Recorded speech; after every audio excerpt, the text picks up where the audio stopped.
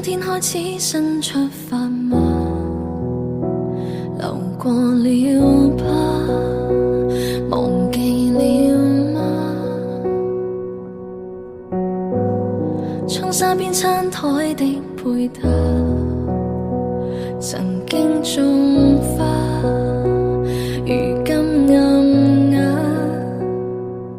誰從屏幕裏看從前？而誰停下企我門前？猶如是18歲的青年，很討厭。誰人願伴你到成年？停留陣俗世裏浮潛，還難被伴你旅行，如途中一面。只可惜風景都錯過，差一點方可親吻我。喜歡這觸摸俘虜我，而你欠我。